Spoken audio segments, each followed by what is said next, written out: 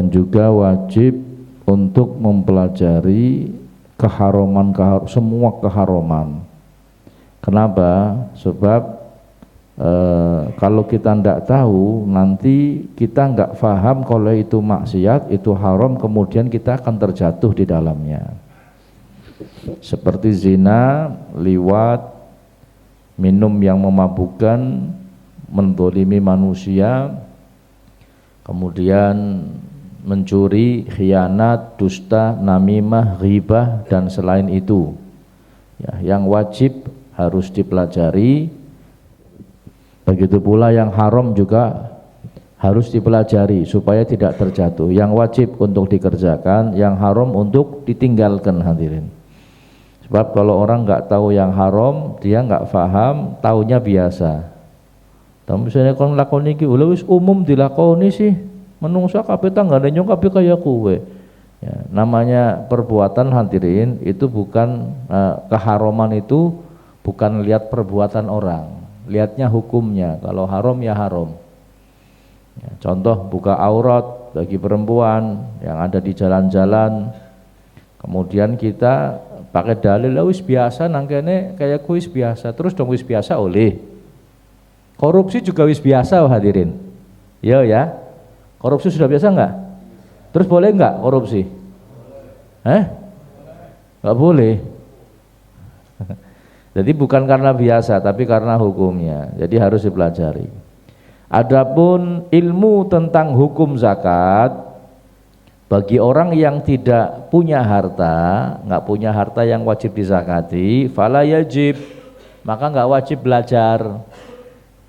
Gak wajib belajar kecuali sudah punya harta yang wajib zakat. Cuman belajarnya boleh-boleh saja, cuman tidak wajib. Wa kadzalikal ilmu bi arkanil haji, begitu juga ilmu tentang rukun haji, syaratnya. Ya, maka tidak wajib bagi orang yang nggak mampu. Beb nyontak belajar haji, nah, itu mendingan belajar tentang sholat saja karena sholat wajib, atau tentang yang lain. Malah justru lebih penting muamalah, jual beli ya, atau kalau jenengan mau kerjasama, belajar dulu tentang kerjasama. Kemudian bagi orang yang belum mampu maka nggak wajib. Bahkan bagi yang mampu pun itu wajibnya ketika dia akan safar, melakukan perjalanan atau melangsungkan ibadah haji, baru dia wajib untuk belajar haji. Paham ya? Begitu pula hadirin ilmu tentang zakat. Wa ammal ilmu biwujubi zakat wal hajj ala kulli muslim fayajibu ilmu dzalik alal jumlah. Jadi bagi setiap muslim haji dan zakat ini dia hanya gambaran globalnya saja harus diketahui. Menuntut ilmu secara global saja boleh, tapi secara detail tidak wajib. Tapi secara gambaran saja, misalkan zakat bagi orang yang punya duit sudah mencapai nisabnya emas ya sekitar 85 gram emas, berarti sudah disimpan setahun, wajib dikeluarkan 2,5%. Sudah gambarannya saja, detailnya tidak wajib kecuali kalau dia sudah mau mengeluarkan zakat. Tapi ya bagi orang yang mau mengajarkan wajib untuk dipelajari, hadirin. Kemudian adapun ilmu tentang syarat-syarat jual beli dan muamalah seperti nikah, maka wajib bagi orang yang akan memasukinya, yang akan melakukannya wajib. Dia harus tahu hukum-hukum Allah yang ada di dalamnya, mana yang sah, mana yang batal, mana yang rusak, di dalam memulainya ataupun melanggengkannya harus tahu, hadirin. Mau jual beli ente pantuku ning durung ngerti sebenarnya nggak boleh, hadirin, harus tahu dulu, nggak boleh terus tahu-tahu ujuk-ujuk jual beli. Mau apa kamu ke pasar, mau apa, mau beli sesuatu, paham nggak caranya? Yes, pokoknya kayak umumnya wong, nggak bisa, harus tahu ilmunya, hadirin, harus tahu ilmunya. Makanya jual beli saja, hadirin, kita ini kadang jarang ada ijab kabulnya. Asal tuku semenek laka ijab kabule. Padahal menurut Imam Syafi'i ijab kabul itu harus dalam jual jual beli.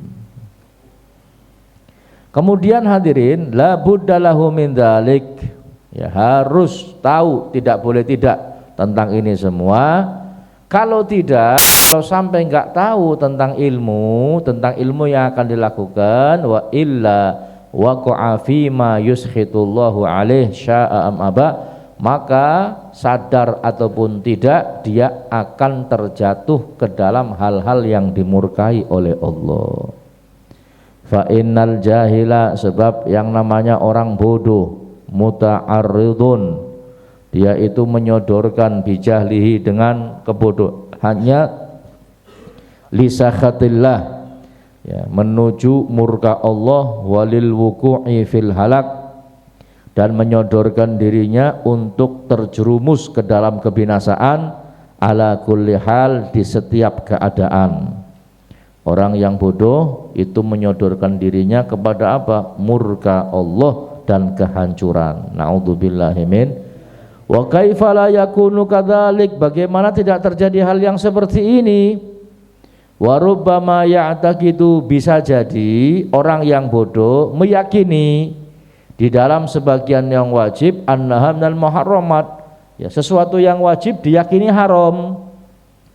Sesuatu yang wajib diyakini haram karena enggak tahu, au annaha laisat biwajibatin, atau dia tidak menganggap itu adalah wajib, padahal itu wajib hadirin, padahal wajib tapi enggak tahu. Wa fi ba'dil muharramat, dan dia enggak tahu keharaman atau sebagian keharaman, annahu minal wajib, dan dia yakini bahwa yang haram itu wajib, kan bahaya.